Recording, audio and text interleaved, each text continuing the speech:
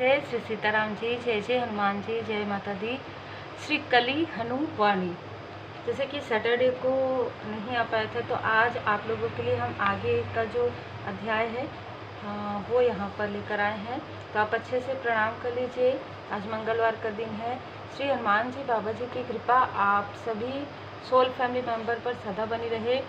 आगे के अध्याय में है, श्री चिरंजीवी गुरुदेव जी श्री हनुमान जी ने उत्तर दिया, भक्ति मार्ग पर भक्त अपनी मूल मानसिक चतुर्काया का त्याग कर देते हैं और नई मानसिक चतुर्काया धारण कर लेते हैं, जो सरल होती है और पहले से ही दृश्यमान होती है। मानसिक चतुर्काया का त्याग, परंतु कैसे देव, मैं अपनी मानसिक चतुर्काया का त्याग कैसे कर सकती हूँ? श्री हनुमान जी गुरुदेव जी ने उत्तर दिया, सबसे पहले आपको परम श्रद्धा से किसी गुरु या इष्ट देव को समर्पित होना होगा। आपके गुरु अथवा इष्ट देव आपको एक नई बुद्धि काया, नई विवेक काया, नई संस्कार काया और नई चित्त काया प्रदान करेंगे। आपके गुरु अथवा इष्ट देव जी आपको जीवन जीने के लिए एक नया दृष्टिकोण प्रदान करेंगे, एक सरल मान्यता प्रणाली प्रदान करेंगे। कैसे? चलिए जानते हैं। आपकी मूल बुद्धि काया बहुत जटिल है। वह नए नए भविष्य के लक्ष्यों को निर्धारित करती रहती है और निर्धारित लक्ष्यों में परिवर्तन करती रहती है। आपके गुरु उसको हटाकर आपको एक नई बुद्धि काया देते हैं, जिसका एक सरल और अपरिवर्तनीय लक्ष्य होता है। उदाहरण के लिए, स्वर्ग नामक किसी स्थान के योग्य बनने का लक्ष्य। स्वर्ग, उर्वा ने आश्चर्य प्रकट किया।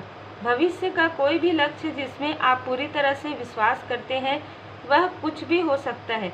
अलग अलग गुरु अलग अलग लक्ष्य देते हैं।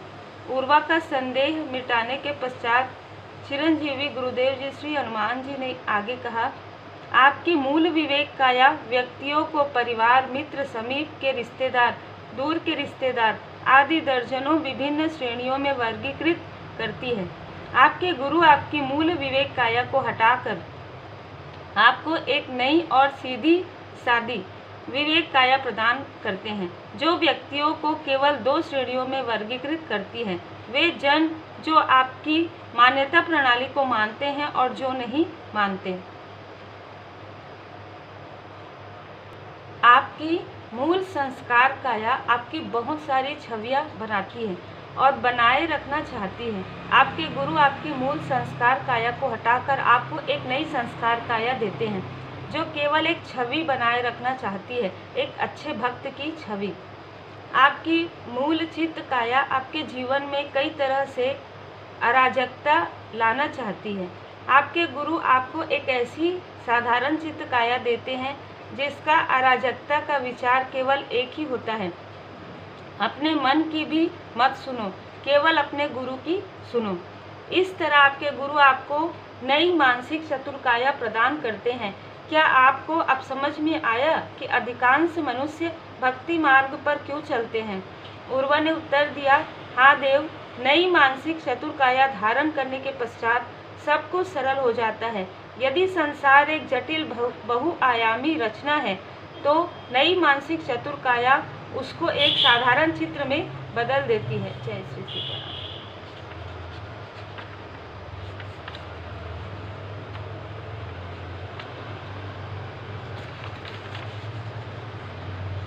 श्री चिरंजीवी गुरुदेव जी श्री हनुमान जी ने कहा, श्रद्धा आपके संसार को एक श्वेत पटल की तरह बना देती है, जिस पर वही दिखाई देता है जो आप देखना चाहते हैं। यह आत्मा को जगाने के लिए एक सरल रास्ता है। सफल या असफल रूप से अधिकतर मनुष्य इस मार्ग पर चल रहे हैं। आपके गुरु कोई भी हो सकते हैं, दृश्य अथवा अदृश्य, सजीव अथवा निर्जीव।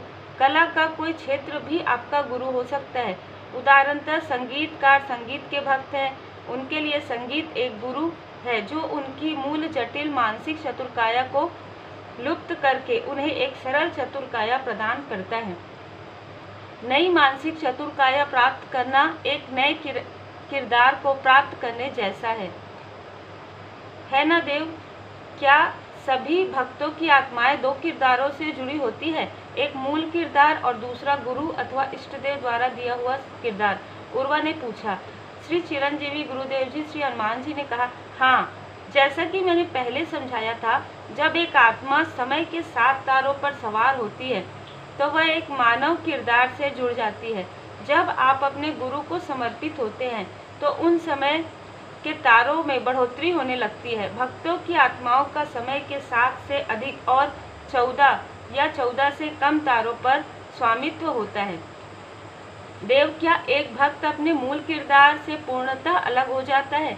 क्या भक्त जन अपनी अपनी मूल मानसिक चतुर्काया पूरी तरह से त्याग देते हैं? श्री चिरंजीवी गुरुदेव जी श्री हनुमान जी ने कहा, यह आवश्यक नहीं है। कुछ भक्त अपनी मूल मानसिक चतुर्काया को पूरी तरह त्याग देते हैं और कुछ नहीं त्याग पाते। इस आधार पर भक्ति का मार्ग भी 2 उपमार्गों में विभाजित हो जाता है, अनुरागशील भक्ति और अनुशासनशील भक्ति। अनुरागशील भक्ति के मार्ग पर भक्त अपनी मूल मानसिक चतुर्काया से पूरी तरह अलग नहीं हो सकते। यद्यपि वे हर समय दत्तक चतुर्काया से जुड़े रहने का प्रयास करते हैं, परंतु कभी कभी कमजोरी के ऐसे क्षण आते हैं जब वे अपनी मूल चतुर्काया द्वारा उत्पन्न इच्छाओं की पकड़ में आ जाते हैं। ऐसा होने पर वे अपराध बोध अनुभव नहीं करते, क्योंकि वे अपने देवता या गुरु से अत्यधिक प्रेम करते हैं। उनका मानना है कि उन्हें कभी कभी भटकने की छूट है। वे मानते हैं कि स्वयं के प्रति कठोरता से अधिक महत्वपूर्ण है प्रेम और सत्यता। परंतु यदि वे अपने गुरु अथवा देव का अच्छे से अनुसरण नहीं करते तो वे भक्त कहाँ हुए? यदि वे अपने गुरु अथवा देव द्वारा प्रदत्त मानसिक चतुर्काया से स्वयं को पूर्णतः नहीं जोड़ पाते तो उनकी आत्मा जागृत कैसे होती है देव? उर्मी ने पूछा। मूल मानसिक चतुर्काया और प्रदत्त मानसिक चतुर्काया के बीच कोई आत्मा इधर से उधर होती रहती है तो उसमें जागृति आने लगती है। उसे बोध आ जाता है कि वह न यह है न वह है। उसे बोध हो जाता है कि वह मन से अलग है। उसे अपनी स्वेच्छा शक्ति का बोध हो जाता है, जिसका प्रयोग करके वह विभिन्न किरदारों से जुड़ सकती है। चिरंजीवी गुरुदेव जी ने उत्तर दिया। उर्मी ने कहा, देव, इसका अर्थ है कि जो भक्त भक्ति मार्ग पर असफल हो जाते हैं उनकी आत्मा भी जागृत हो सकती है। श्री चिरंजीवी गुरुदेव जी श्री हनुमान जी ने कहा, नहीं, आपने इसे ठीक से नहीं समझा। सबसे पहले भक्त को अपने गुरु द्वारा प्रदत्त मानसिक चतुर्काया को सफलतापूर्वक अपनाना होता है। उसके पश्चात ही अपनी मूल मानसिक चतुर्काया को त्यागने का प्रश्न आता है। अनुशासनशील भक्ति के मार्ग पर चलकर आप मूल चतुर्काया का पूर्णतः त्याग कर पाते हैं। वही अनुशासनशील भक्ति के मार्ग पर आप अधिकतम समय प्रदत्त चतुर्काया में रहते हैं और कभी कभी मूल चतुर्काया में चले जाते हैं। यदि आप अनुशासनशील भक्ति के मार्ग का पालन कर रहे हैं तो आपको एक बात ध्यान रखनी चाहिए, एक अपराध बोध से ग्रस्त भक्त होने से अच्छा है भक्त ना होना। कभी कभी आप यदि अपनी मूल मानसिक चतुर्काया की इच्छाओं की जकड़ में आ जाए तो आपके हृदय में सच्चाई होनी चाहिए, ना कि अपराध बोध। अपराध बोध को छिपाने के प्रयास में आप एक ऐसा ढोंगी और कट्टरपंथी बन सकते हैं जो दूसरों को उपदेश देने में सुख पाता है किंतु स्वयं उन उपदेशों का पालन करने में विफल रहता है। तो हम यहाँ तक इसे यहाँ पर मैं विराम देती हूँ और आगे हम नेक्स्ट सैटरडे में आप आगे अध्याय को पठन करेंगे।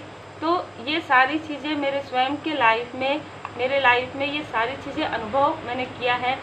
सच में जब हम अपने गुरुदेव जी के इष्ट देव जी के शरण में रहते हैं तो हमारे लाइफ से बहुत सारी ऐसी चीज़ें हैं जो हम बार बार सोचते हैं, ये मेरे साथ क्यों हुआ, ऐसा क्यों हुआ। वो जो क्यों वाला प्रश्न है वो सारे प्रश्नवाचक चिन्ह हट जाते हैं और हम पूरी जैसे अब मैं हमेशा यही कहती हूँ, मम क्यों चिंत करूँ मम चिंते क्या होए, मेरी चिंता प्रभु करे चिंता मुझे न कोई। तो उम्मीद है आप लोगों को ये पाठ सुनते हुए इस स्पिरिचुअल यात्रा में आपको बहुत सारे ज्ञान प्राप्त हो रहे हैं गुरुदेव जी की कृपा से। तो आप सभी गुरुदेव जी के पूर्ण शरण में हैं, आप सभी पूरी तरीके से उनके शरण में रहते हुए श्री चिरंजीवी श्री गुरुदेव जी श्री हनुमान जी बाबा जी के शरण में, संकट मोचन गुरुदेव जी के शरण में रहते हुए अपनी स्पिरिचुअल यात्रा को पूर्ण कीजिए और पूरी तरीके से अपने गुरुदेव जी पर, अपने इष्ट देव जी पर पूर्ण भरोसा रखिए। Take care.